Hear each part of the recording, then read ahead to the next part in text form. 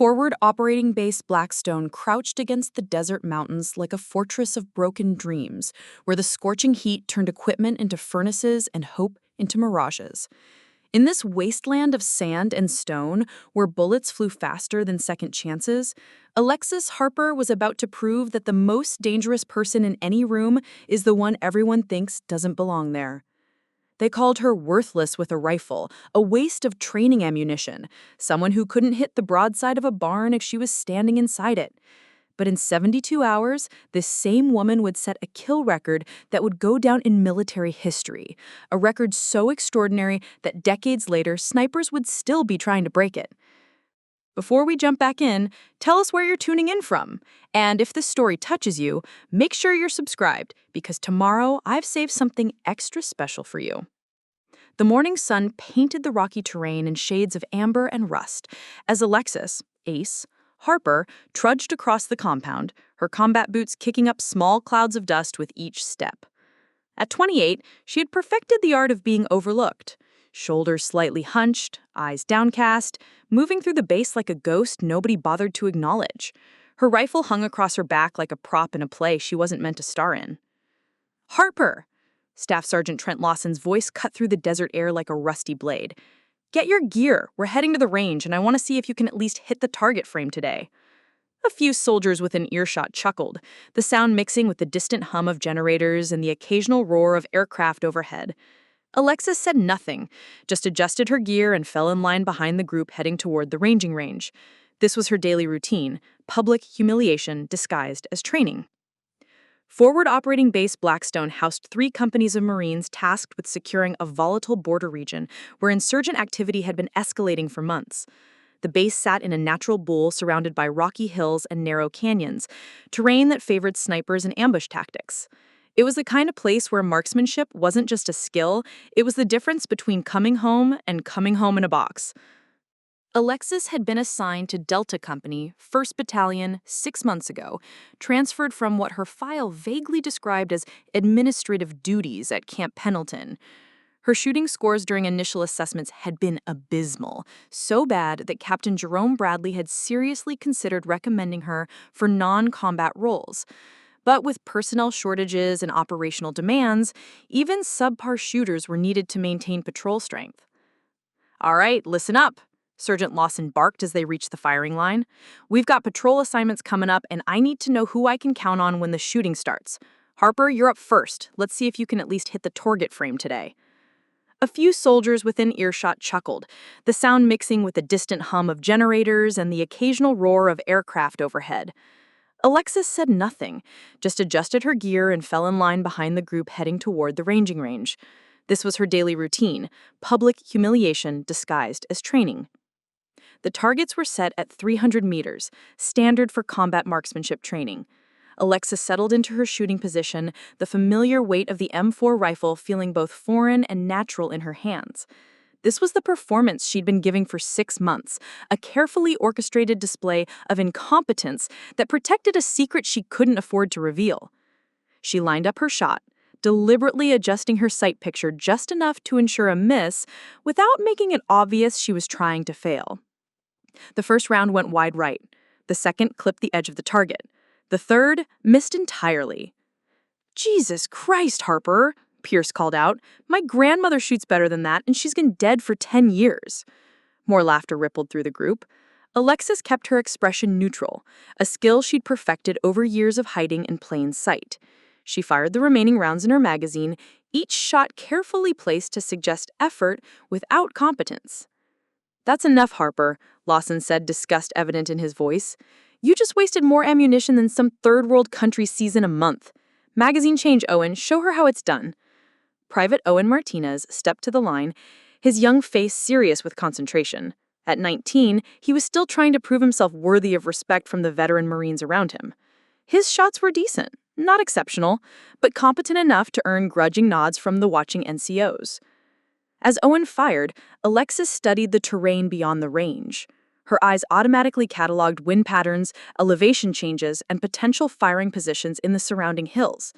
It was an unconscious habit, the kind of environmental assessment that had kept her alive during missions that officially never happened. "Not bad, Martinez," Lawson acknowledged as Owen finished his magazine. "At least someone in this outfit can shoot straight. Harper, you're on cleaning detail for the range. Maybe handling the equipment will teach you something about how it's supposed to work." The group began to disperse, leaving Alexis alone with the scattered brass casings and paper targets. This was the part she actually enjoyed, the solitude that allowed her to drop the act, if only for a few minutes. She began policing the brass, her movements efficient and practiced. "Rough day?" Staff Sergeant Vasquez approached, having lingered behind after the others left. "Nothing I can't handle," Alexis replied carefully. She'd learned to be wary of Carmen Vasquez. The intelligence NCO had eyes that missed nothing and a way of asking casual questions that felt like interrogations. "You know," Carmen said, leaning against a concrete barrier, "I've been watching you for a while. Your form is actually pretty good. Stance, breathing, trigger control, all technically sound. It's almost like you know what you're doing but choose not to do it well." Alexis felt a chill that had nothing to do with the desert evening. "I'm just not cut out for this, I guess." "Maybe," Carmen replied, her tones suggesting she didn't believe it for a second. "Or maybe there's more to Alexis Harper than meets the eye." As the intelligence sergeant walked away, Alexis realized her carefully constructed facade might not be as impenetrable as she had thought. For 6 months, she'd successfully convinced everyone that she was exactly what her doctored service record claimed, a support specialist with minimal combat training who'd been pressed into infantry duties due to personnel needs. What they didn't know, what her buried files would never reveal, was that Alexis Harper had once been one of the most lethal snipers in the Marine Corps. Before her assignment to Blackstone, she'd operated under deep cover classifications, taking shots that had eliminated high-value targets in conflicts that didn't officially exist. Her father, Master Sergeant Thomas Harper, had been a legend in special operations circles before a classified mission went wrong and certain powerful people decided that the Harper family name was too dangerous to keep in the official records. The transfer to Blackstone wasn't random. It was exile, a way to bury both her skills and her family's reputation in the administrative equivalent of witness protection. She'd been ordered to maintain her cover at all costs, to blend in as just another mediocre Marine until the political heat surrounding her father's death cooled down. But as insurgent activity increased in their sector and good Marines started coming back in body bags, Alexis was beginning to question whether protecting her secret was worth watching her fellow soldiers die in firefights where her real skills could make the difference. That evening, she sat in her small quarters, staring at a photograph she kept hidden beneath her footlocker. It showed her and her father at the Marine Corps Scout Sniper School, both wearing the distinctive crossed rifles pin that marked them as elite marksmen. In the photo, she was holding a trophy for setting the school's long-distance precision record, a record that still stood 5 years later. Her father had taught her that a sniper's greatest weapon wasn't the rifle, but patience. Wait for the right moment. One shot, one kill, one chance to make the difference. As she tucked the photograph away and tried to sleep, Alexis wondered if that moment was approaching faster than she had anticipated, because tomorrow would bring new challenges, new opportunities for failure, and new tests of just how long she could maintain the illusion that she was anything less than extraordinary. The desert wind whistled through the base that night, carrying with it the promise of storms to come. And in her dreams, Alexis Harper found herself behind a scope again, lining up shots that mattered, protecting people who counted on her to be exactly what she'd spent 6 months pretending not to be. In less than 3 days, the pretending would be over. The next morning brought another round of humiliation disguised as training. Alexis stood in formation with the rest of Delta Company as Captain Jerome Bradley outlined the day's exercises. The commanding officer was a career Marine with 20 years of service, respected by his men, but increasingly frustrated by what he saw as declining standards among newer personnel. "Today we're running combat marksmanship scenarios," Bradley announced, his voice carrying across the assembled Marines. "Intelligence suggests increased sniper activity in our operational area. I need to know which of you can be trusted to take precise shots when lives are on the line. Alexis felt her stomach tighten. Combat scenarios were harder to fail convincingly than basic range time. Too obvious a mistake, and even the most oblivious observer would start asking questions. Too good of a performance, and her cover would be blown completely. Staff Sergeant Lawson stepped forward with tablet in hand. We'll be running teams through Urban Combat Simulation course. Targets will pop up at various ranges, some hostile, some civilian. Split-second decisions, accurate shooting, and proper target identification are crucial. He began reading off team assignments.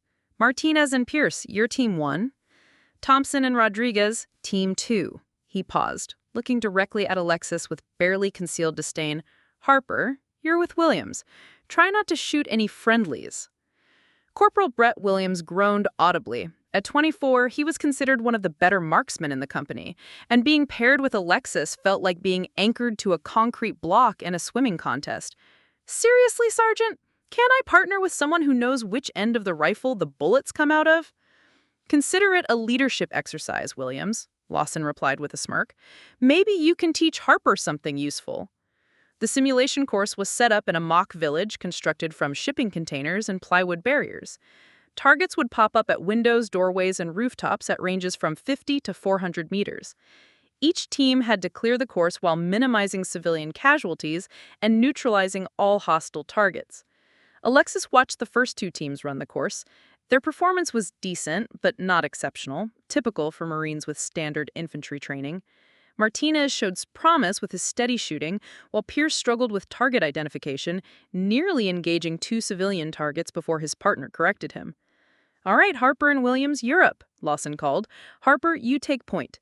Let's see if you can at least identify the targets correctly, even if you can't hit them.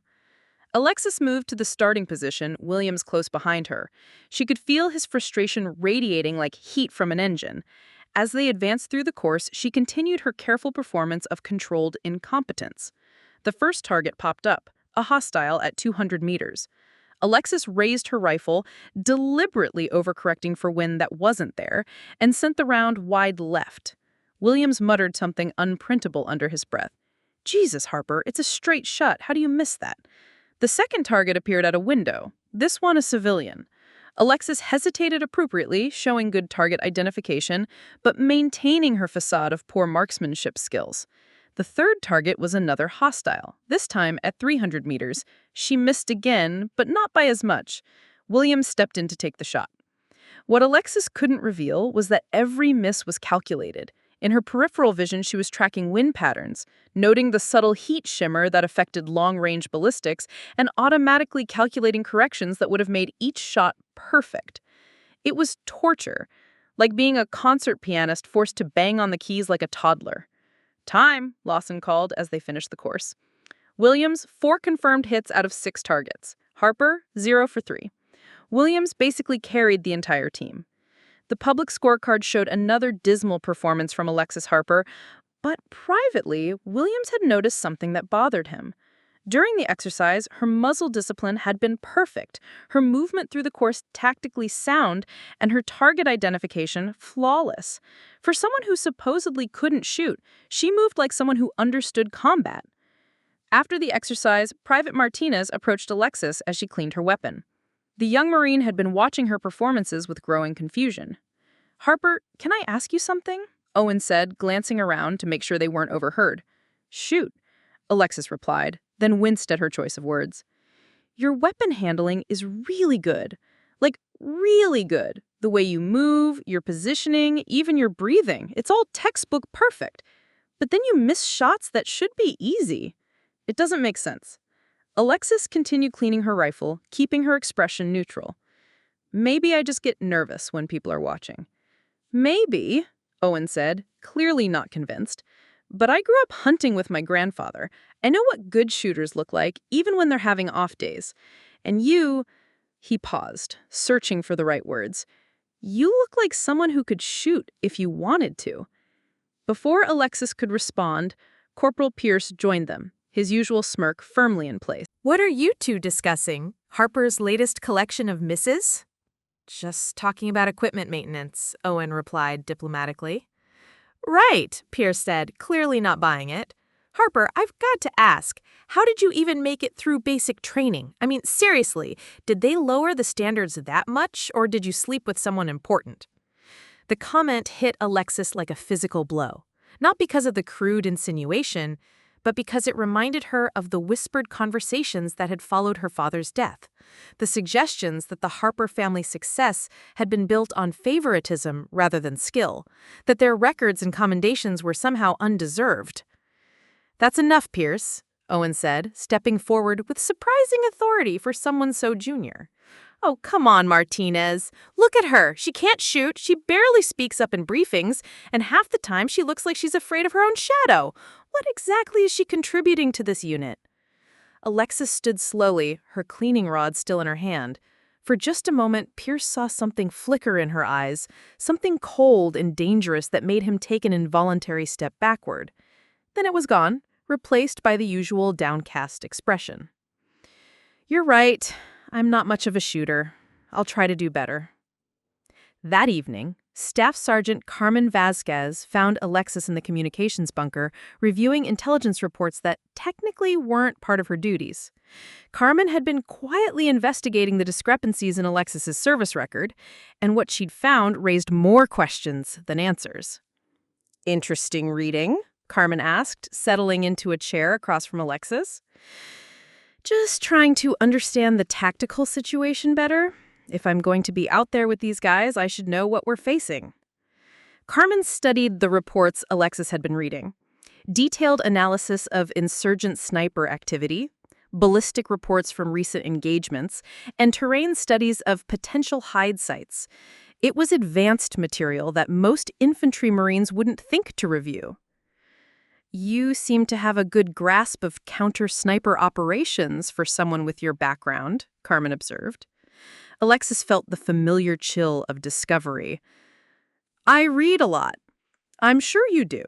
I'm also sure there's more to your story than what's in your official file." Carmen leaned forward. "Alexis, I've been in intelligence for 12 years. I know when someone is hiding something. The question is whether what you're hiding is dangerous to this unit or dangerous to our enemies."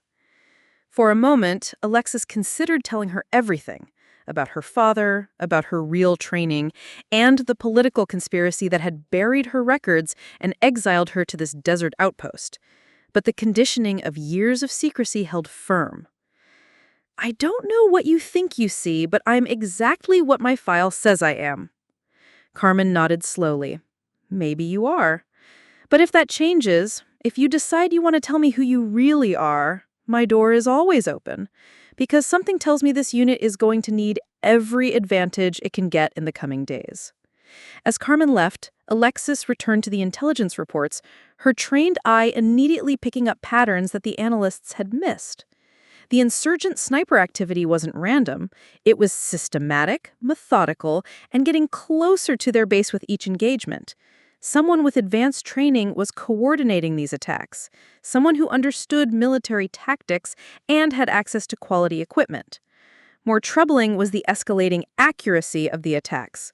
Recent engagements showed kill shots at ranges exceeding 800 meters, distances that required exceptional skill and equipment. The enemy had at least one sniper who was operating at an elite level, and forward-operating base Blackstone's defenses weren't designed to counter that kind of precision threat. Alexis stared at the ballistic analysis reports, her mind automatically calculating wind drift, bullet drop, and the kind of advanced optics that would be required for such shots. She knew exactly what they were facing, because she'd been trained to operate at that same level. The irony wasn't lost on her. While she spent her days pretending to be incompetent with a rifle, a real enemy sniper was systematically targeting American forces with the same skill she'd spent years perfecting. Marines were dying because the brass didn't know they had a weapon that could level the playing field. But revealing her abilities would mean exposing the secrets that powerful people had killed to protect. Her father had died because he'd chosen mission success over political convenience. Was she prepared to make the same choice? As she locked away the classified reports and headed back to her quarters, Alexis realized that the time for that decision was approaching faster than she had anticipated. The enemy was escalating their attacks, her fellow Marines were in increasing danger, and her carefully maintained cover was beginning to crack under the scrutiny of people like Carmen and Martinez. Tomorrow would bring new challenges, new opportunities to fail safely, and new tests of whether she could continue to watch good people die while she protected a secret that seemed less important with each passing day. The secure satellite phone buried beneath Alexis's spare uniforms hadn't rung in 8 months. When it buzzed to life at 0300 hours, she knew that her carefully constructed new life was about to collide with the classified world she'd left behind. "Go 7, she whispered into the encrypted device, using the call sign she hadn't spoken aloud since her father's funeral. "It's about time you answered," came the familiar voice of Colonel Rebecca Sterling, her former commanding officer from the Marine Corps Special Operations Command. "We need to talk." Alexis slipped out of her quarters and made her way to the abandoned communications bunker on the far side of the base, a relic from the base's construction that provided the privacy necessary for conversations that officially didn't exist. "Colonel, my orders were to maintain deep cover until the political situation cooled down," Sterling interrupted. "Well, congratulations, Harper. It just got a lot hotter. We've been monitoring insurgent communications in your sector. The sniper taking out our people isn't just some local with hunting experience. He's former Spetsnaz, trained in the same schools that produce some of Russia's best marksmen." Alexis felt ice in her veins. Russian Special Forces snipers were no joke. They were trained to the same standards she'd achieved, equipped with precision rifles that could reach out beyond 1,000 meters, and experienced in the kind of asymmetric warfare that made conventional forces helpless. "What does this have to do with me? I'm just a support specialist at a forward operating base." "Cut the shit, Harper. Your current CO has been requesting sniper support for weeks. Division keeps telling him none are available, but we both know that's not true. There's one available. She's just been ordered to pretend she can't hit the broadside of a barn." Sterling's words hit like physical blows. While Alexis had been playing her role as the unit's worst marksman, Marines had been dying in engagements where her skills could have made the difference. The guilt she'd been suppressing for months suddenly felt overwhelming. "Rebecca, you know why I can't." "I know what happened to your father," Sterling said quietly. "I also know that the people responsible for burying his mission and destroying his reputation are no longer in positions of power. The new administration has been quietly reviewing cases like his, cases where politics trumped military necessity." Alexis closed her eyes, remembering the day they'd told her that Master Sergeant Thomas Harper had died in a training accident. She'd known immediately it was a lie. Her father was too skilled, too experienced to die from equipment failure or pilot error. It had taken months of careful investigation to learn the truth. Thomas Harper had been assassinating high-value targets for a joint CIA-Marine Corps operation that didn't officially exist. When political winds shifted and certain senators decided the program was too aggressive, they'd ordered it shut down and all records destroyed. Her father had been on one final mission when the termination order came through. Instead of aborting and leaving his target alive to plan future attacks on American forces, he had completed the shot. The target's death prevented a terrorist attack that would have killed hundreds of civilians, but had also embarrassed powerful people who'd already declared the mission canceled. Thomas Harper became a liability, someone who knew too much about operations that needed to stay buried. His helicopter had suffered a mechanical failure on the flight home. "The official investigation into your father's death has been reopened. Certain people are going to face very serious questions about their role in covering up his murder. But right now, I need you to focus on staying alive and keeping your Marines alive." "How bad is the situation at Blackstone?" "Bad enough that I'm risking exposure by contacting you. The Russian sniper, call sign Volkov, has killed 17 Americans in the past month across 3 different bases. He's methodical, patient, and incredibly skilled. Intelligence suggests he's moving toward your location for a major operation." "What are his preferred ranges?" 600 to 1,200 meters. He favors elevated positions with multiple egress routes. Classic counter-sniper nightmare. By the time you hear the shot, he's already moving to his next hide. The range numbers confirmed Alexis's worst fears. Volkov was operating at distances that put him beyond the effective range of most infantry weapons. He could kill with impunity while remaining safely outside the reach of conventional forces. Only another sniper with advanced training and equipment could effectively counter him. Rebecca, even if I were to reveal my capabilities, I don't have the right equipment. My issued rifle is standard infantry. Good for 300 meters, maybe 400 on a perfect day. I'd need check storage bunker 7 tomorrow night. Someone who cares about keeping Marines alive has arranged for some gear to go missing from the armory. Sterling was telling her that specialized sniper equipment would be made available through unofficial channels. It was the kind of bureaucratic sleight of hand that kept plausible deniability intact while providing operators with the tools they needed. Colonel, if I do this, if I blow my cover, there's no going back. Every enemy intelligence service will know that Ghost 7 is active again. Harper, 17 families have already received folded flags because we've been too worried about political consequences to put our best people in the field. How many more are you willing to sacrifice to protect a secret that's already cost too much? The question hung in the desert air like a challenge. Alexis thought about Private Martinez, barely 19 and still believing the world made sense. About Williams, who, despite his frustration with her, had consistently watched her back during exercises. Even about Pierce, who was an ass but didn't deserve to die because politicians had decided her skills were too dangerous to acknowledge. There's something else, Sterling added. Intelligence intercepts suggest Volkov isn't working alone. He's part of a larger operation designed to destabilize the entire sector. If he succeeds in eliminating key personnel at Blackstone, it could trigger a domino effect that compromises the entire border region. Alexis understood the implications. Forward Operating Base Blackstone wasn't just another outpost. It was a critical hub for intelligence gathering and rapid response operations. If it fell or became combat ineffective, it would create a gap in defenses that insurgent forces could exploit. How much time do I have? Satellite imagery shows unusual movement in the mountains northeast of your position. Best guess is that Volkov will be in position to begin operations within 48 hours, maybe less. 2 days. Less than 48 hours to decide whether to maintain her cover and watch Marines die or reveal abilities that would make her a target for every enemy intelligence service in the region. Rebecca, I need to know, officially, what's my status if I engage?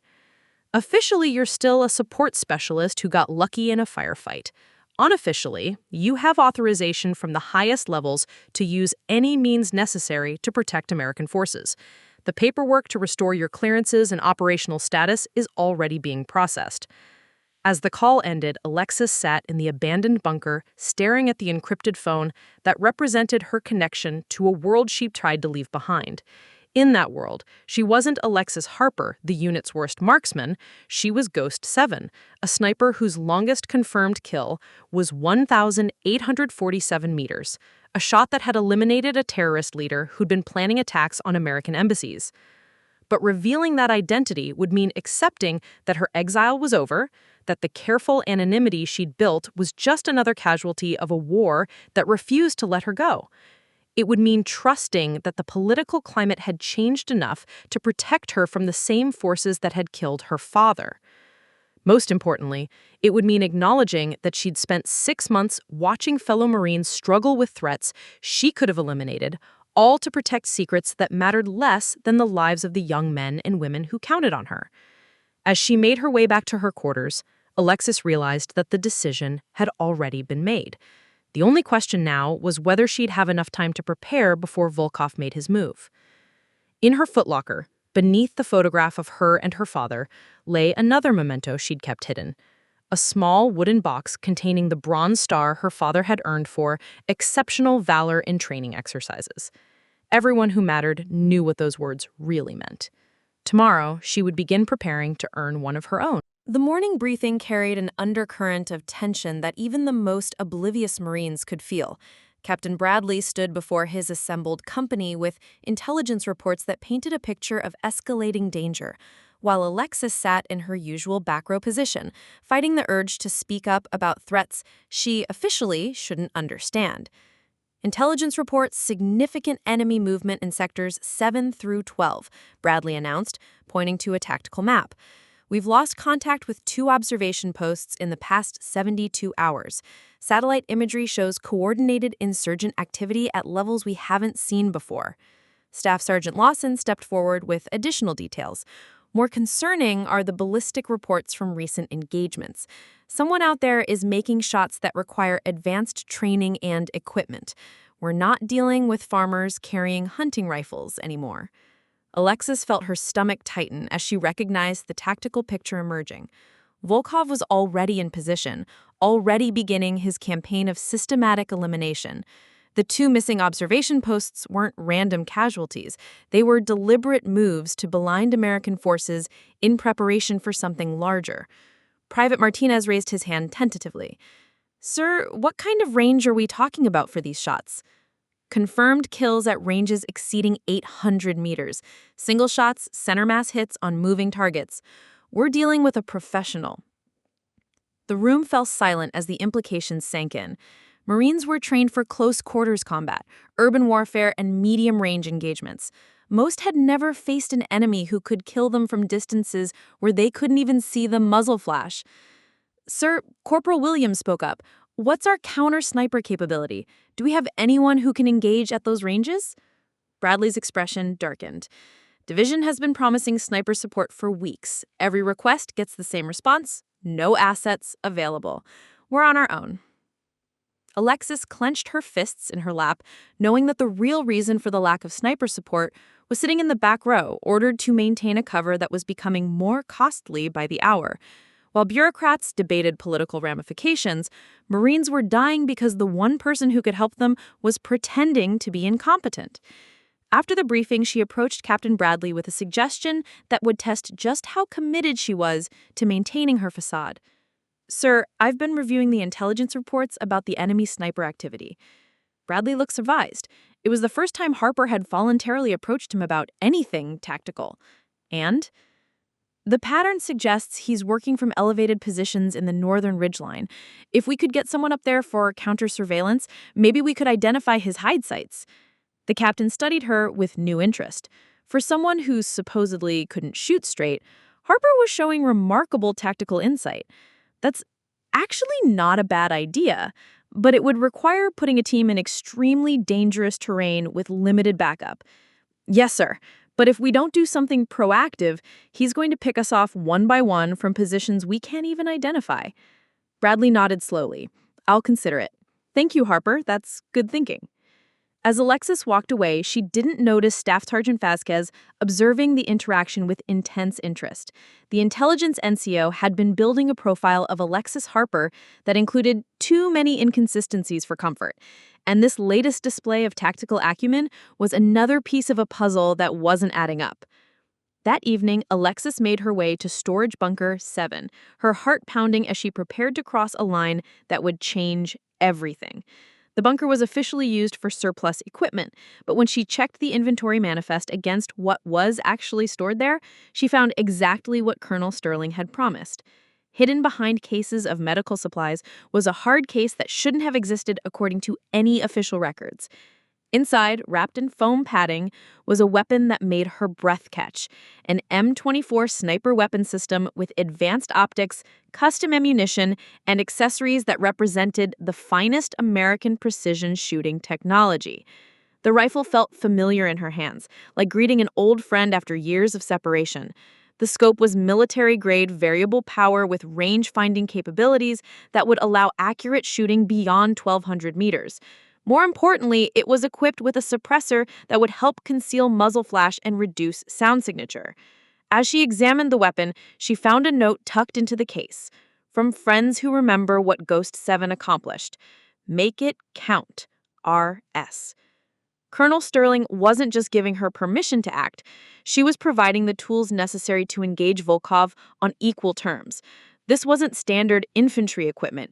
It was sniper-specific gear that would allow precision shooting at the ranges where the Russian operative was most comfortable. But possessing the weapon was only the first step. She needed to find a way to deploy it without revealing her true capabilities to her unit.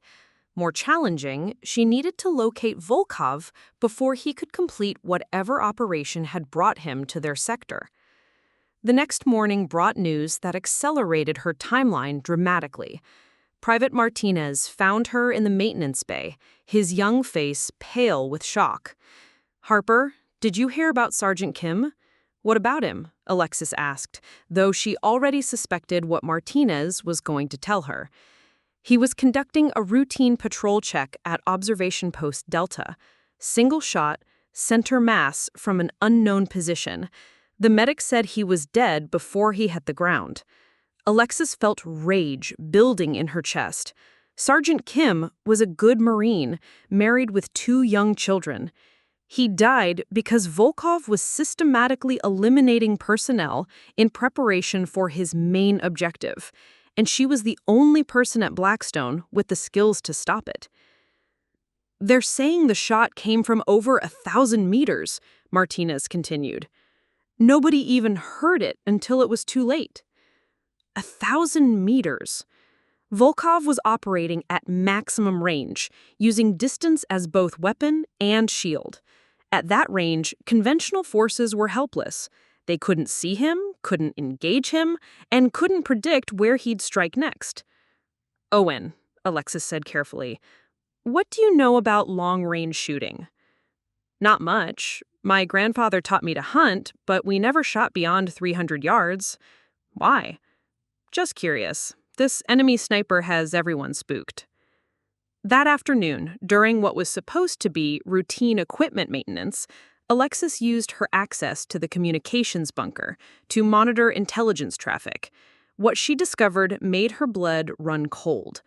Intercepted communications suggested that Volkov's campaign wasn't random harassment, it was preparation for a coordinated assault on forward operating base Blackstone itself. By eliminating key personnel and creating fear among the defenders, he was softening the target for a larger force that satellite imagery showed massing in the mountains. The timeline had just collapsed. Instead of having days to prepare, she might have hours before the base came under coordinated attack. And when that happened, Volkov would be in position to eliminate key personnel while conventional forces were pinned down by direct assault. Alexis realized that her carefully maintained cover had become a luxury they could no longer afford. Every hour she spent pretending to be incompetent was an hour that Volkov used to strengthen his position and plan his next kill. That evening, she made a decision that would have terrified her 6 months ago. She began making preparations to reveal her true capabilities, not gradually or with careful explanation, but in the most dramatic way possible, by taking a shot that would announce to everyone that the unit's worst marksman was actually something entirely different. But first, she needed to survive long enough to take that shot. Intelligence suggested that Volkov had identified high-value targets within the base itself, people whose elimination would cripple command and control during the upcoming attack. As she studied personnel files and duty rosters, trying to predict who Volkov would target next, Alexis realized with growing horror that she might be looking at the names of dead men and women. Unless she acted soon, unless she stopped pretending to be someone she wasn't, the morning would bring casualties that could have been prevented. The ghost was about to step out of the shadows, but first, she had to make sure there would be anyone left alive to witness her resurrection. The alarm pierced the pre-dawn darkness at 04:45 hours, jolting forward operating base Blackstone into chaos. Alexis rolled out of her bunk instantly, muscle memory from years of operational deployments taking over as she grabbed her gear and rushed toward the command center. The scene that greeted her was every commander's nightmare. Captain Bradley stood over a communications console, his face pale as reports flooded in from multiple sources. Staff Sergeant Lawson was coordinating response teams while trying to make sense of intelligence that painted a picture of coordinated disaster. "Sir, Observation Post Charlie is not responding," reported Corporal Williams, manning the radio. "Last transmission was at 4:30 hours. They reported movement in Sector 9, then went silent." "That's the third OP we've lost in 12 hours," Bradley said grimly. "This isn't random harassment anymore. Someone is systematically eliminating our early warning network. Alexis felt ice in her veins. Volkov wasn't just picking off individual targets, he was implementing a classic pre-assault protocol, blinding the defenders before the main attack. Every observation post that went dark was another gap in their defensive perimeter, another avenue of approach that enemy forces could exploit. Private Martinez burst through the door, his radio crackling with urgent traffic. "Captain, we've got movement on multiple fronts. Satellite imagery shows at least 3 enemy columns advancing through the canyon approaches. Estimated strength, 200-plus combatants." The numbers hit the room like a physical blow. Forward operating base Blackstone had defensive positions for holding against raid-sized forces, maybe 50 to 75 attackers. 200 represented a battalion-strength assault that would overwhelm their perimeter through sheer numbers. "Sir!" Staff Sergeant Vasquez spoke up from her intelligence station. "The pattern suggests this isn't just an assault. It's a coordinated operation designed to capture or destroy the space entirely. They've been planning this for weeks." Bradley turned to his senior NCOs. "What's our defensive posture?" "We've got good fields of fire on the southern and western approaches," Lawson replied, consulting his tactical display. "But the northern ridgeline gives attackers elevated positions with direct line of sight into our compound. If they get snipers up there?" He didn't need to finish the sentence. Everyone understood that sniper fire from elevated positions would turn the base into a killing field. No movement would be safe, no position secure. It would be a siege where the defenders slowly bled out under precision fire. "What about air support?" Bradley asked, though his tone suggested he already knew the answer. "Negative, sir. Closest available air assets are 90 minutes out, and current weather conditions are marginal for close air support." Alexis watched the tactical situation deteriorate with growing frustration. She could see solutions that weren't being considered, defensive options that required capabilities the base officially didn't possess. Every minute spent on conventional responses was a minute that Volkov used to position himself for maximum effectiveness. The radio crackled with an emergency transmission that made everyone in the room freeze. "Base, this is Alpha 7. We are taking heavy casualties. Enemy sniper has eliminated our team leader and 2 riflemen. Range unknown, but shots are coming from the northern ridge. We need immediate counter-sniper support." The silence that followed was deafening. Counter-sniper support was exactly what they didn't have, exactly what Division had been promising for weeks without delivering. Marines were dying in real time because bureaucratic inefficiency had left them defenseless against a threat they'd warned about repeatedly. "Sir," Williams spoke into his radio, his voice tight with frustration. "Alpha 7, we have no sniper assets available. Can you identify the shooter's position?"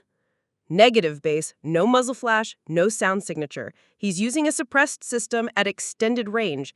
This guy's a professional." Captain Bradley slammed his fist against the wall. "God damn it! We've been requesting sniper support for months. Now we've got Marines dying because some desk jockey in Division thinks we don't need specialized assets." Alexis felt her carefully constructed cover cracking under the pressure of watching good people die unnecessarily.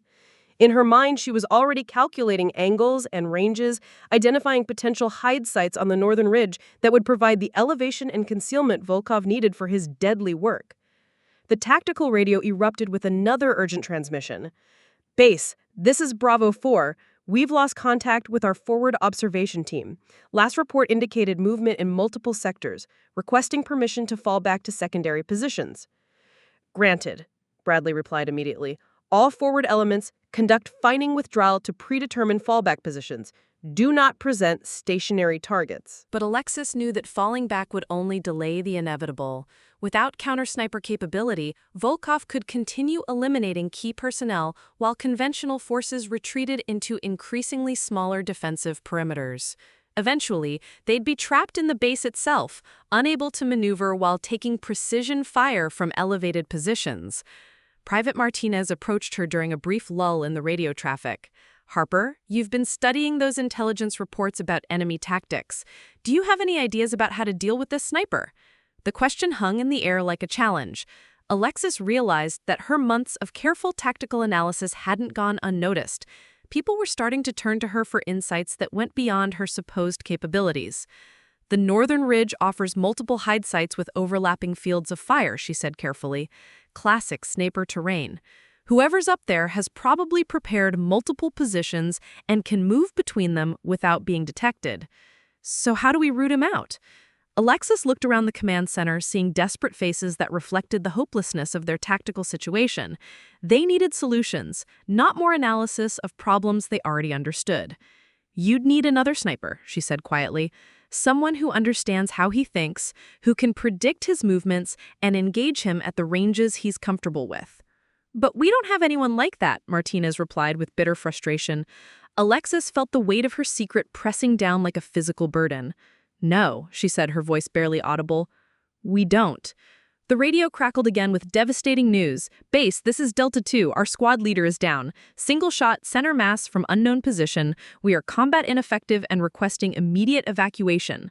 That made 4 confirmed kills and multiple wounded in less than 2 hours. Volkov was systematically dismantling their defensive capabilities one shot at a time, using precision fire to create chaos and fear among defenders who couldn't locate or engage him. Captain Bradley turned to Staff Sergeant Vasquez. Carmen, I need options. What can we do about this sniper? Sir, conventional wisdom says you counter a sniper with another sniper. Without that capability, our options are limited to hoping he makes a mistake or gets careless. And if he doesn't, then we lose people until air support arrives or until he runs out of ammunition. The brutal honesty of the assessment settled over the room like a shroud. They were facing a professional killer who held all the advantages, and their only hope was that superior forces might eventually overwhelm him through attrition. As reports continued to flood in of casualties and tactical setbacks, Alexis made a decision that would change everything. She couldn't watch Marines die while she protected secrets that mattered less than their lives. The political consequences of revealing her true capabilities seemed insignificant compared to the immediate consequences of continued inaction. She stood up, feeling the weight of every eye in the room upon her. Captain, I need to speak with you privately. It's about counter-sniper options. Bradley looked surprised, but nodded. Conference room, now. As they walked toward the small briefing area adjacent to the command center, Alexis realized she was about to destroy 8 months of careful cover building with a single conversation. But Marines were dying, and she was the only person at Forward Operating Base Blackstone who possessed the skills necessary to stop the killing. The ghost was about to step into the light, whether she was ready or not. Captain Bradley closed the conference room door and turned to face Alexis, his expression a mixture of desperation and skepticism. Outside, the radio chatter continued its grim litany of casualties and tactical setbacks, each transmission marking another step toward disaster. Harper, I don't know what you think you can contribute to counter-sniper operations, but if you've got ideas, now's the time to share them. Alexis took a deep breath, knowing that her next words would irrevocably change everything about her life at Forward Operating Base Blackstone. Sir, I need you to understand that what I'm about to tell you is classified at levels that officially don't exist. Bradley's eyebrows shot up. Harper, what the hell are you talking about? My name is Alexis Harper, but my operational designation was Ghost 7. I'm a Marine Corps Scout Sniper with advanced certifications in long-range precision shooting, counter-sniper operations, and special reconnaissance. The captain stared at her as if she'd announced she was an alien. Harper, you can't hit a target at 50 meters. I've seen your shooting scores. Every one of those scores was deliberately falsified, Alexis replied, her voice steady despite the magnitude of what she was revealing. I've been operating under deep cover for 8 months, ordered to maintain the fiction that I'm an incompetent support specialist. Bradley started, then stopped, his mind racing through months of observations that suddenly made sense in a completely different context. That's impossible. Your service record shows basic infantry training and support specialties. Alexis reached into her cargo pocket and produced the encrypted satellite phone she'd hidden for months. Call this number. Ask for Colonel Rebecca Sterling, Marine Corps Special Operations Command. She'll verify everything I'm telling you. Bradley took the phone with hands that weren't quite steady. As he dialed, Alexis continued speaking, her voice taking on the crisp authority of someone who'd briefed operations at the highest levels. The enemy sniper is designated Volkov, former Russian Spetsnaz with advanced training in asymmetric warfare. He's operating at ranges between 800 and 1,200 meters, using precision equipment that puts him beyond the effective range of our standard weapons. The phone connected, and Bradley found himself speaking to a woman whose voice carried the kind of authority that made colonels nervous. After a brief conversation involving security codes and verification protocols, he handed the phone back to Alexis with an expression of complete bewilderment. "She wants to speak with you." "Ghost 7, Alexis said into the phone. "About time you surfaced," Colonel Sterling's voice crackled through the encrypted connection. "Your CO has just been read into Operation Longshot. He now has the security clearance necessary to understand who you really are and what you're capable of. Colonel, the situation here is deteriorating rapidly. Volkov has eliminated multiple targets and is supporting a coordinated assault on the base. I know. Satellite imagery shows enemy forces massing for a major attack. You are cleared for full operational status, effective immediately. Stop pretending to be someone you're not and start being the weapon we trained you to be." As the call ended, Alexis turned back to Captain Bradley, who was studying her with new eyes. "Sir, I know this is a lot to process, but Marines are dying while we talk. I need authorization to engage the enemy sniper using specialized equipment and tactics." "What specialized equipment? We don't have sniper rifles at this base." "Storage Bunker 7. M24 sniper weapon system with advanced optics and suppressed barrel. It was placed there through channels that don't appear on any inventory list." Bradley's mind reeled as pieces fell into place. The tactical insights Harper had shown, her perfect weapon handling despite terrible shooting scores, her detailed knowledge of intelligence reports that went beyond her supposed clearance level. Jesus Christ, Harper, how long have you been able to, what's your actual capability? Longest confirmed kill, 1,847 meters. Multiple targets eliminated at ranges exceeding 1,200 meters under combat conditions. I'm qualified for operations that require precision shooting beyond the range of conventional infantry weapons. The numbers hit Bradley like physical blows. He'd been commanding a unit that included one of the Marine Corps' most lethal snipers, while believing she was the worst marksman he'd ever seen. The irony would have been laughable if Marines weren't dying because of the deception. "Why?" he asked simply. "Why hide that kind of capability?" "Political fallout from my father's death. Certain people decided that the Harper family was too dangerous to keep in operational roles. I was buried in administrative exile to protect secrets that powerful people wanted to stay buried." The radio in the main command center erupted with another urgent transmission. "Base, this is Charlie 3. We have multiple wounded and are taking heavy fire from elevated positions. Request immediate medical evacuation." Bradley looked through the conference room window at his command staff, seeing the strain and desperation on their faces as they tried to coordinate a defense against threats they couldn't counter. "Harper? Ghost 7? Whatever the hell I'm supposed to call you now, what do you need?" "Access to the specialized rifle, current intelligence on enemy positions, and authorization to engage targets at extended range using tactics that aren't in any conventional manual." "You've got it. What else?" "A spotter who can handle advanced range-finding equipment and won't panic under fire. Someone who can keep up with operations at the speed I'll need to work." Bradley thought for a moment. "Martinez. The kid's green, but he's steady under pressure, and he trusts you more than anyone else in this unit." "Perfect. Also, I'll need you to understand that once I start shooting, my cover is permanently blown. Every enemy intelligence service will know that Ghost 7 is active again. There's no going back to being the unit's worst marksman. At this point, I don't give a damn about your cover. I care about keeping my Marines alive." Alexis felt a weight lifting from her shoulders that she'd carried for 8 months. No more pretending, no more careful incompetence, no more watching good people die while she protected secrets that mattered less than their lives. "Sir, there's one more thing you need to understand. The way I'll need to operate, the shots I'll need to take, they're going to seem impossible to anyone who doesn't understand advanced sniper tactics. Don't question my methods unless lives are at stake. Harper, if you can stop that bastard from killing my Marines, you can use whatever methods you want. Just bring our people home." As they prepared to leave the conference room, Bradley paused. "One question. If you're this good, why didn't you speak up sooner? How many lives could we have saved if you'd revealed this weeks ago?" Alexis met his eyes, seeing the accusation there, but also the understanding. "Sir, 3 days ago, would you have believed that your worst marksman was actually a classified sniper with capabilities that exist in the gaps between official programs? Or would you have recommended me for psychological evaluation?"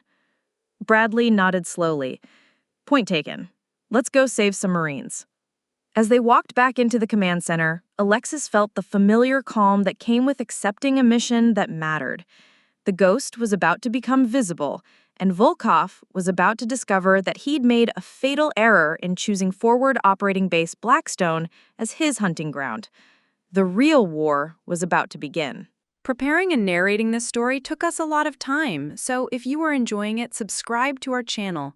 It means a lot to us. Now, back to the story. The transformation happened faster than anyone could have imagined.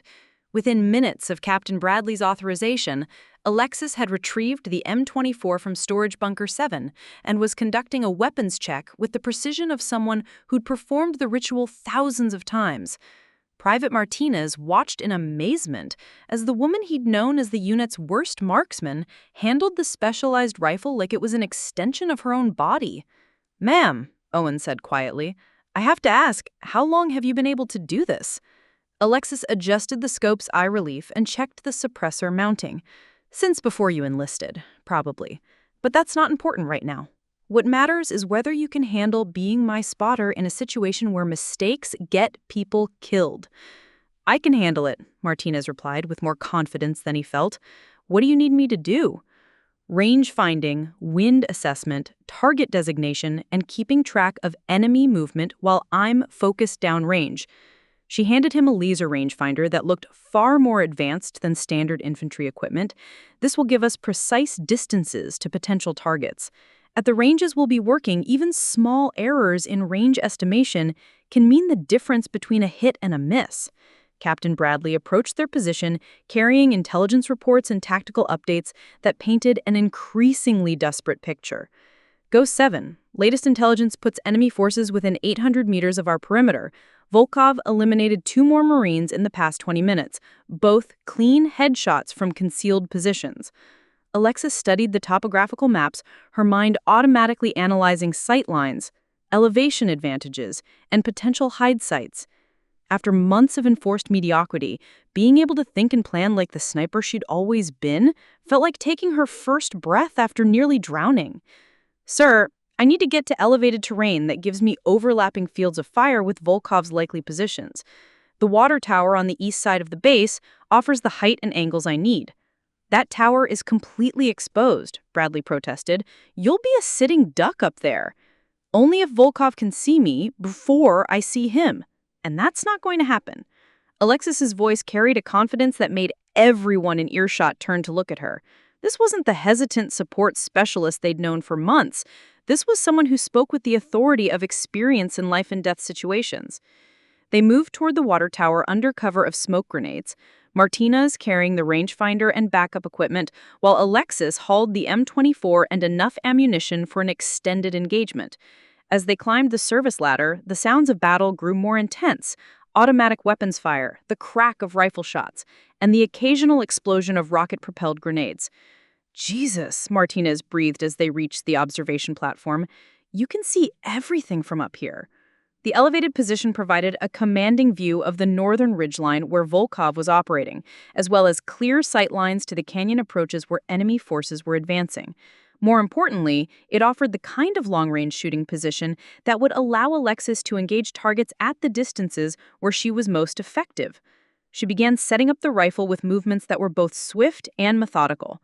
Bipod deployment, scope adjustment, ammunition arrangement, every action was performed with the precision of someone who'd done this in places where second chances didn't exist. "Owen, I need you to start ranging potential hide sites on the northern ridge. Look for positions that offer concealment, elevation advantage, and multiple escape routes." Martinez began working with the laser rangefinder, calling out distances to potential sniper positions. "Rock outcropping at 11 o'clock, range 1,150 meters. Cave entrance at 1 o'clock, range 980 meters. Boulder field at 2 o'clock, range 1,200 meters." As Alexis settled behind the scope, something fundamental shifted in her posture and demeanor. The hunched shoulders and downcast eyes of Alexis Harper disappeared, replaced by the focused intensity of Ghost 7. Through the scope's magnification, she began methodically scanning potential firing positions, looking for the telltale signs that would reveal Volkov's location. The radio crackled with another desperate transmission. Base, this is Alpha 2. We're pinned down in Sector 7. Sniper fire from unknown position. We've got 2 wounded and can't move without taking casualties. Owen, range to Sector 7. 850 meters, madam. There, she said quietly, her voice taking on the calm focus of someone who'd found her target. Owen, range to the boulder field directly above Alpha 2's position. 875 meters. Through the scope, Alexis caught a flash of reflected light, probably from Volkov's optics as he acquired his next target. It was the kind of mistake that professionals rarely made, but even the best snipers occasionally revealed themselves to someone who knew what to look for. Target acquired, she announced into her radio. Enemy sniper, range 875 meters, preparing to engage. Captain Bradley's voice came through immediately. Ghost 7, are you certain? That's a hell of a long shot. Sir, 875 meters is well within my effective range. I have positive identification of the target and clear fields of fire. Alexis began her breathing sequence, feeling her heart rate slow as years of training took over. Wind was minimal, elevation differential was accounted for, and her target was perfectly framed in the scope's crosshairs. This was the shot that would announce to everyone at Forward Operating Base Blackstone that their worst marksman was actually something entirely different. Owen, confirm range and wind. 875 meters, wind negligible from the west. Alexis took up the slack in the trigger, feeling the precise breakpoint that would send the bullet downrange. In the scope, she could see Volkov adjusting his position, preparing to take another shot at the Marines trapped in Sector 7. Sending, she whispered, and squeezed the trigger. The M24 bucked against her shoulder with familiar authority, the suppressor reducing the muzzle blast to a sharp crack that was barely audible beyond their immediate position. Through the scope, Alexis watched the bullet's impact, a perfect center mass hit that dropped Volkov instantly. The effect on the tactical situation was immediate and dramatic. The radio erupted with transmissions as Marines who'd been pinned down by sniper fire suddenly found themselves able to move and maneuver. Base, this is Alpha 2. The sniper fire has stopped. We're moving wounded to evacuation positions. Private Martinez stared at Alexis with something approaching awe. Ma'am, that was incredible. I've never seen anything like it. But Alexis was already scanning for new targets, knowing that Volkov might not have been working alone. Professional operations usually involve multiple shooters, and eliminating one doesn't necessarily end the threat. Owen, we're not done yet.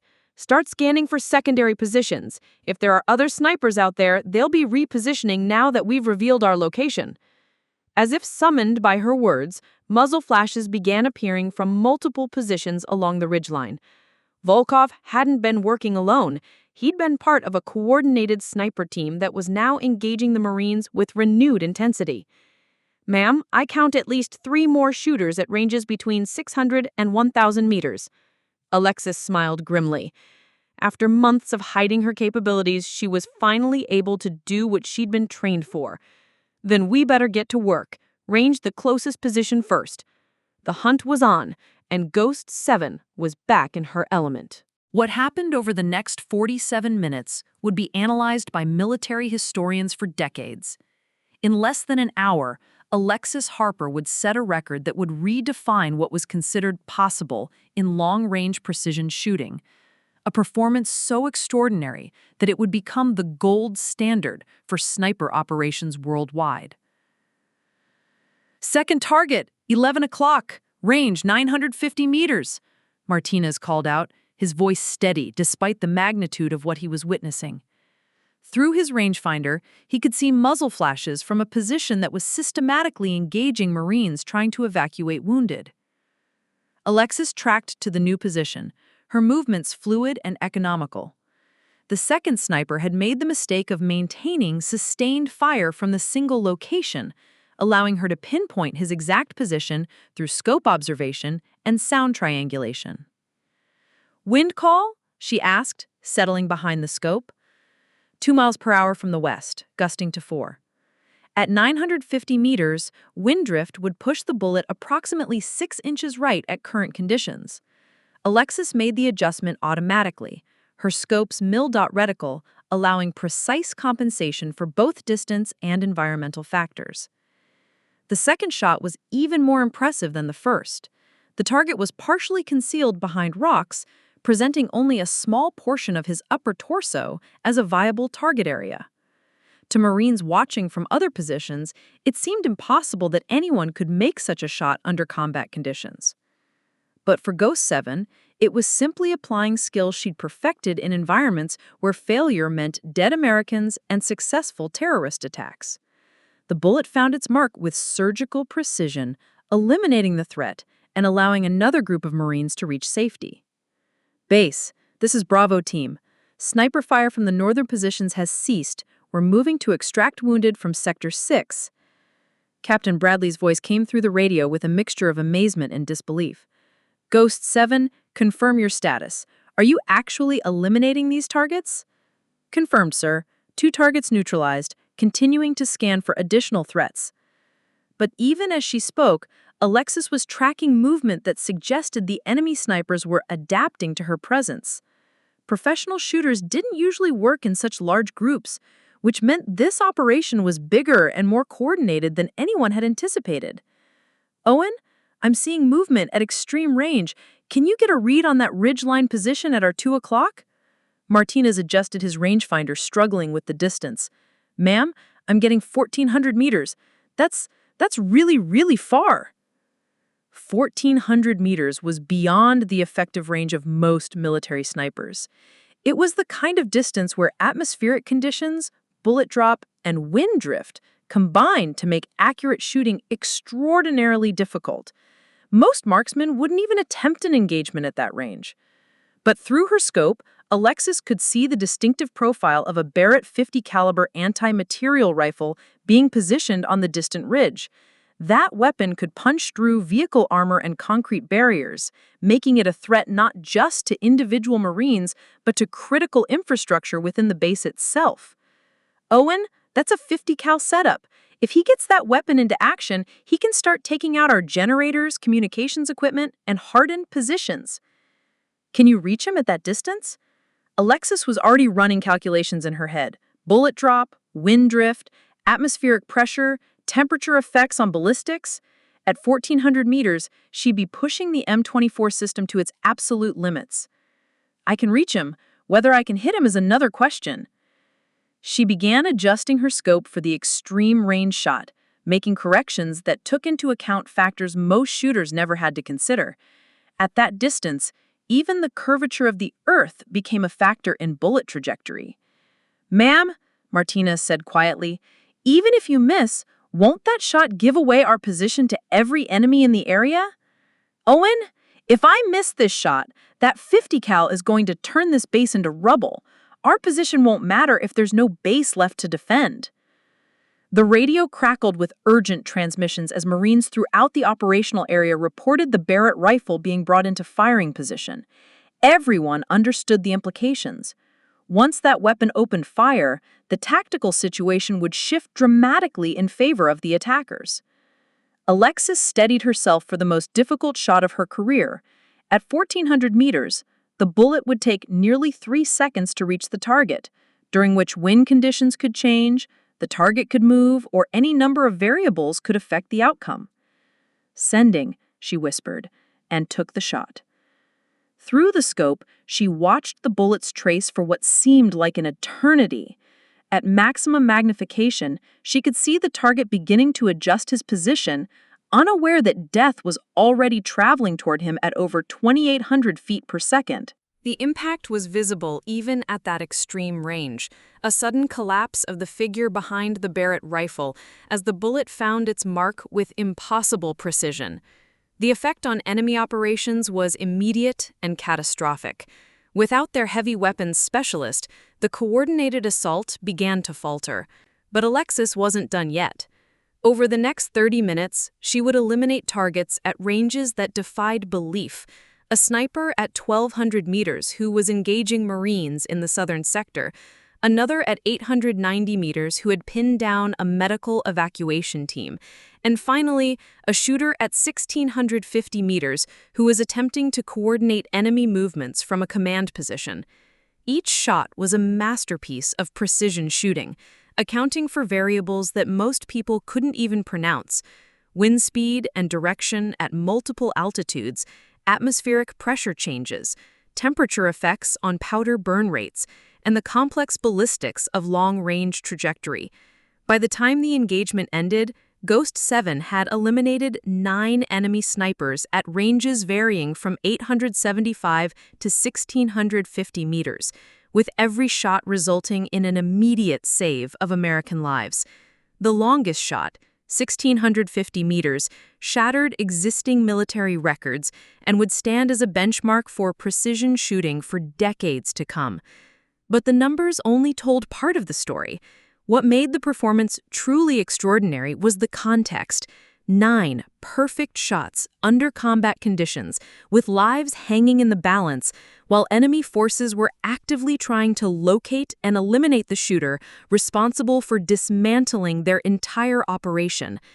As the last target fell, an eerie quiet settled over forward operating base Blackstone. The coordinated assault that had threatened to overrun the base had collapsed entirely, its leadership eliminated and its support weapons neutralized by a single sniper who had materialized from nowhere.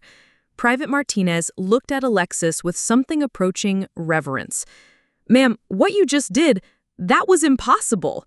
Alexis was already breaking down her rifle system, preparing to relocate before enemy forces could coordinate counter-battery fire on their position.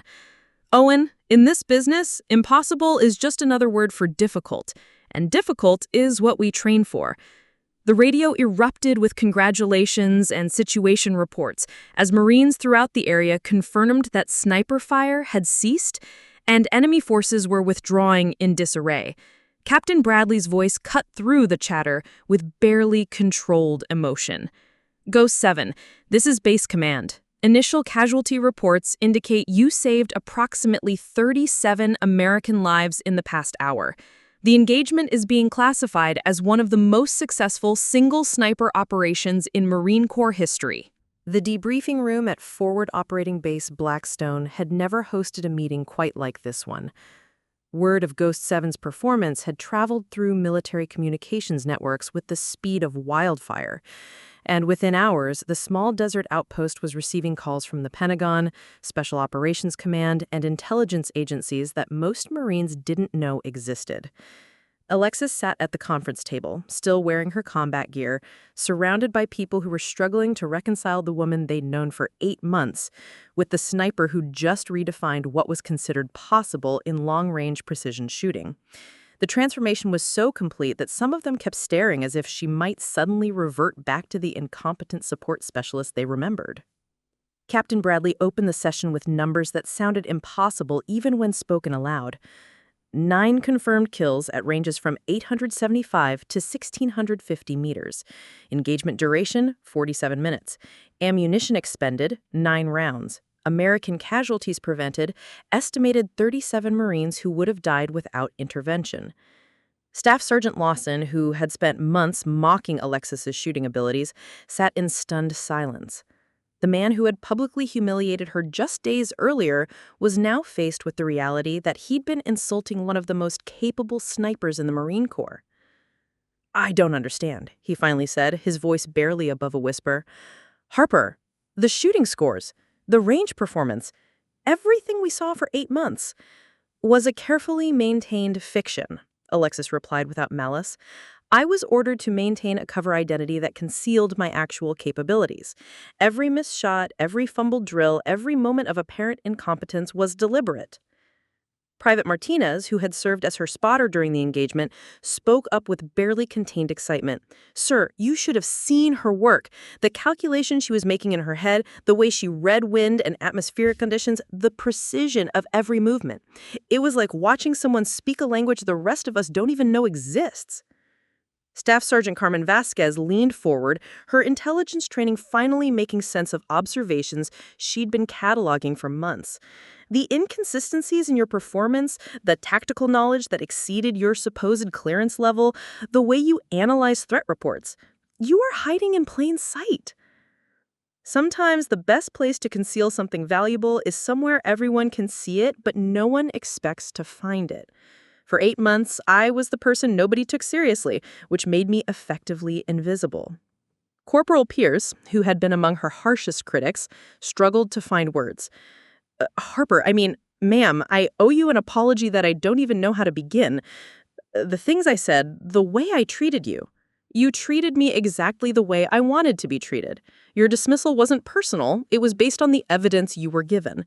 The problem was that the evidence was deliberately false. Captain Bradley's radio crackled with an incoming transmission from higher headquarters. Blackstone Base, this is Division Command. We have a priority message for the Marine-designated Ghost 7. Please stand by for Brigadier General Diana Cross. The room fell silent as a voice that carried the authority of decades in special operations came through the speaker. Ghost 7, this is General Cross, Marine Corps Special Operations Command. I'm calling to personally congratulate you on one of the most extraordinary displays of marksmanship in military history. Thank you, ma'am, Alexis replied, automatically standing at attention, despite being on a radio call. The engagement you just completed has been classified at the highest levels, but I want you to know that your performance is being studied by every sniper school in the military. The 1,650-meter shot under combat conditions is being called impossible by people who don't understand that impossible is what we train our best people to achieve.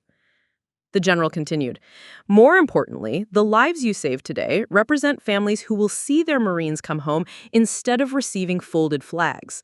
That's the real measure of what you accomplished. As the call ended, Captain Bradley turned to address his assembled staff. I want everyone in this room to understand something. For 8 months, we had one of the Marine Corps' most valuable assets sitting right here, and we treated him like dead weight because we couldn't see past our own assumptions. He paused, looking directly at Staff Sergeant Lawson. Sergeant, you spent months publicly humiliating someone whose combat record includes operations that are still classified above your clearance level. How does that make you feel? Lawson's face flushed red with embarrassment and shame. Sir, if I'd known, that's exactly the point. You didn't know, so you made assumptions based on incomplete information. What's the lesson here? The question hung in the air like a challenge to everyone present. Private Martinez was the first to speak. That competence doesn't always announce itself. Sometimes the most valuable people are the ones who don't need recognition to do their jobs. Staff Sergeant Vasquez nodded thoughtfully. It's also about understanding that people's backgrounds and capabilities might be more complex than what appears in their official files. In intelligence work, we're trained to look for discrepancies and hidden information. I should have recognized the signs. Corporal Williams, who had partnered with Alexis during training exercises, added his perspective. Ma'am, looking back, there were signs. Your weapon handling was always perfect. Your tactical movement was textbook, and your situational awareness was better than most infantry Marines. I just couldn't reconcile that with your shooting scores. That's because you were seeing what you expected to see instead of what was actually there, Alexis replied. It's a common cognitive bias that intelligence professionals exploit all the time. People tend to dismiss information that doesn't fit their existing beliefs about a situation. The door opened and Colonel Rebecca Sterling entered, having flown in personally to debrief the operation. Her presence immediately elevated the formality of the gathering. This wasn't just a unit-level after-action review anymore, but a strategic assessment of one of the most significant sniper engagements in recent military history. Ghost 7, Sterling said, approaching Alexis with the bearing of someone who'd commanded operations at the highest levels. Outstanding work today. The preliminary ballistic analysis of your shots is being reviewed by people who design sniper training programs. They're having trouble believing the data. She turned to address the room. I want everyone here to understand that what you witnessed today isn't just exceptional marksmanship. It's the result of training programs that exist in the gaps between official military structures, operated by people who understand that America's security sometimes requires capabilities that can't be acknowledged publicly. Colonel Sterling's words carried weight that made everyone in the room realize they'd been part of something much larger than a single engagement. They'd witnessed the resurrection of an operational asset whose true value had been hidden by political necessity. The cover identity that brought Ghost 7 to this base is being permanently retired. Effective immediately, she's being restored to full operational status with commendations that reflect her actual service record and capabilities. As the meeting concluded and people began to file out, Staff Sergeant Lawson approached Alexis with obvious discomfort. "Harper, Chief, I don't know what to call you anymore." "Alexis works fine," she replied with a slight smile.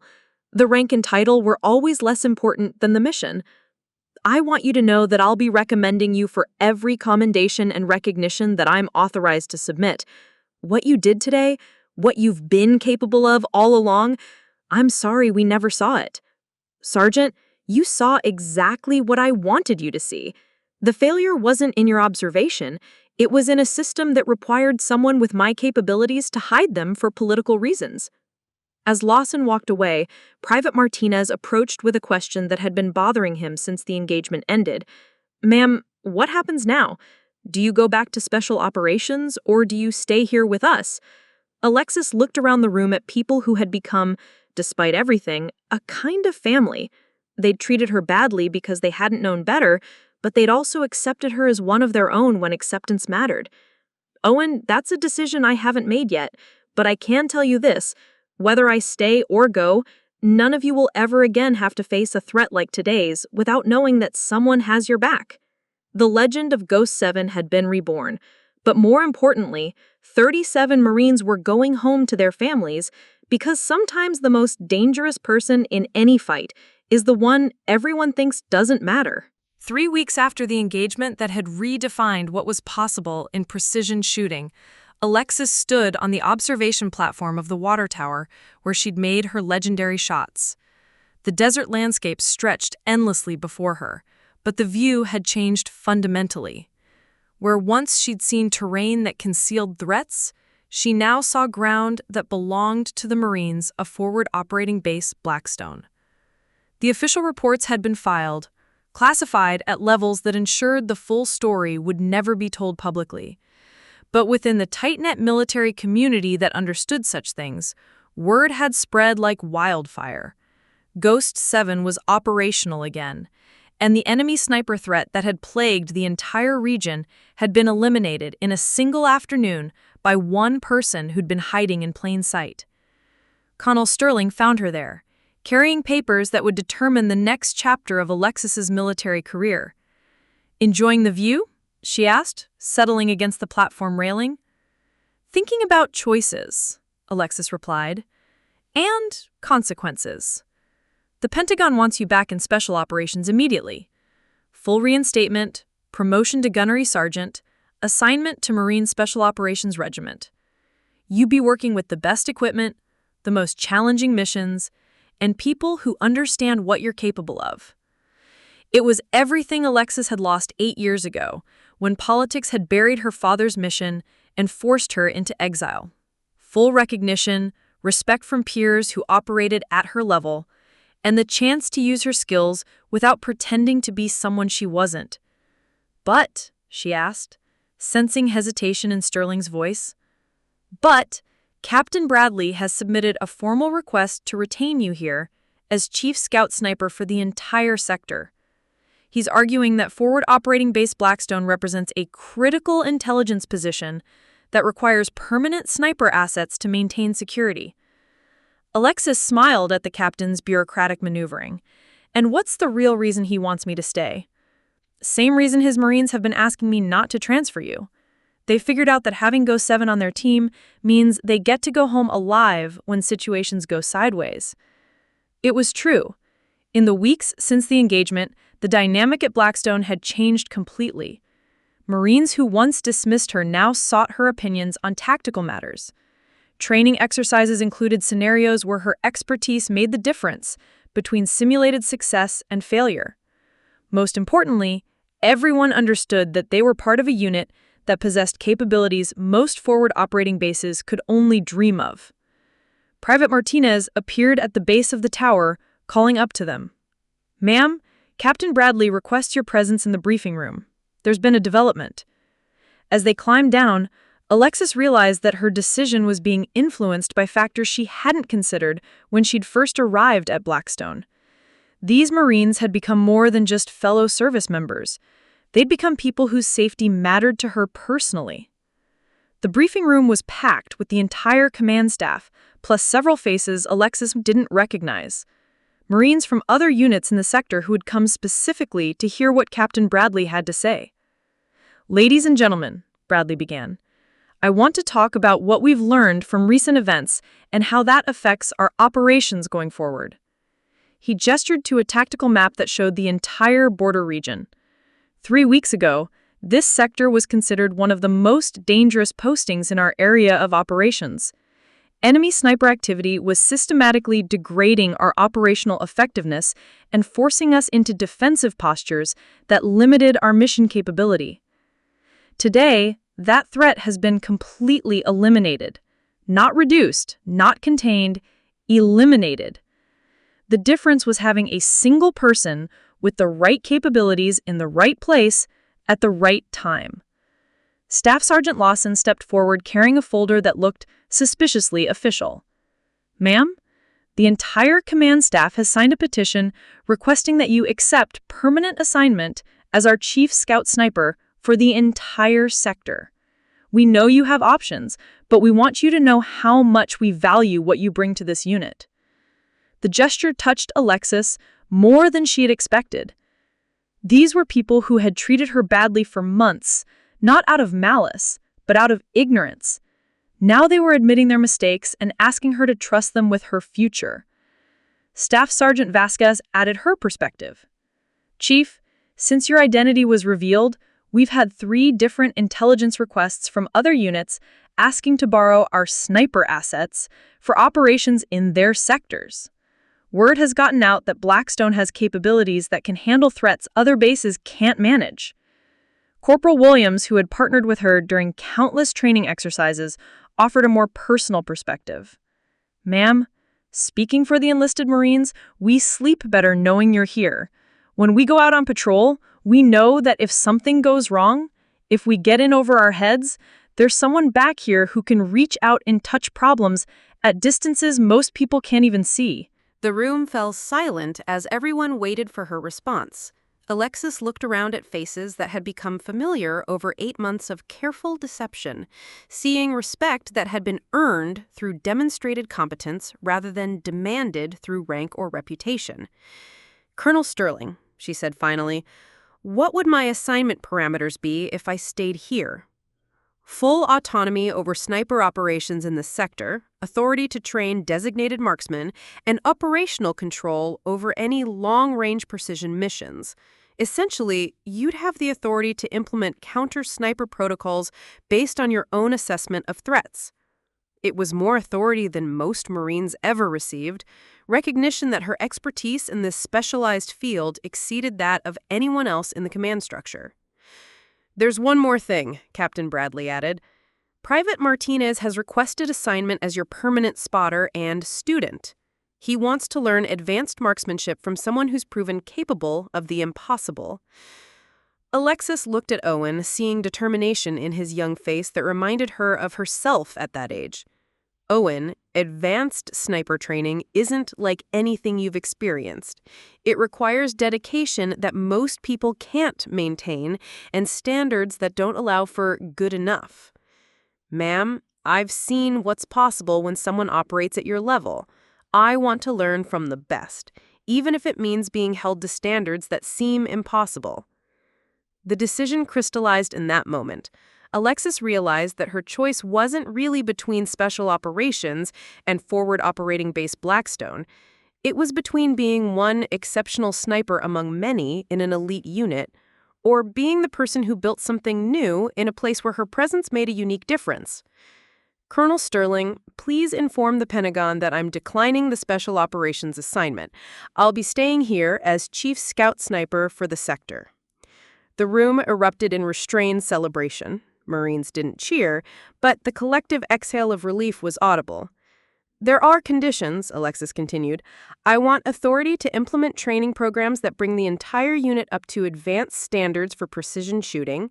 I want equipment procurement authority for sniper-specific gear. And I want it understood that when I identify threats that require my intervention, my tactical assessment takes precedence over conventional protocols. Done, said Bradley immediately. Anything else? Yes. I want everyone in this room to understand that the person you knew as Harper, the incompetent support specialist who couldn't hit a target, she was as real as Ghost 7. Both identities served purposes that were necessary at the time. The lesson isn't that you should have seen through the deception. The lesson is that competence doesn't always announce itself, and the most valuable people are often the ones who don't need recognition to do their jobs. As the meeting concluded and people began to disperse, Colonel Sterling approached Alexis with a final question. Any regrets about the choice you just made? Alexis looked through the window at Marines conducting training exercises in the compound, seeing people who now moved with confidence that came from knowing their unit possessed capabilities that could handle whatever threats emerged. Rebecca, 8 years ago, politics cost me a career and cost my father his life. Today, I chose to build something that politicians can't destroy and bureaucrats can't bury. I'm exactly where I need to be. That evening, as the desert sun painted the mountains in shades of amber and gold, Alexis sat in her quarters writing a letter she'd been putting off for months. It was addressed to her father's grave at Arlington National Cemetery, telling him about the choice she'd made and the Marines she'd chosen to protect. She wrote about the record that would stand for decades, about the lives saved and the threats eliminated. But mostly, she wrote about finding a place where her skills mattered not because of rank or recognition, but because good people counted on her to be exactly what she'd always been, someone who brought people home when nobody else could. Outside her window, Private Martinez was cleaning the M24 rifle system, preparing for tomorrow's training session. In a few months, he'd be capable of shots that most Marines couldn't imagine. In a few years, he might be ready to operate independently as a sniper whose capabilities would make Forward Operating Base Blackstone one of the most secure postings in the military. The worthless mechanic they'd all ignored had become the foundation that held everything together. And sometimes, Alexis reflected as she sealed the letter, that was the most important record of all. Up next, you've got 2 more standout stories right on your screen. If this one hit the mark, you won't want to pass these up. Just click and check them out. And don't forget to subscribe and turn on the notification bell so you don't miss any upload from us.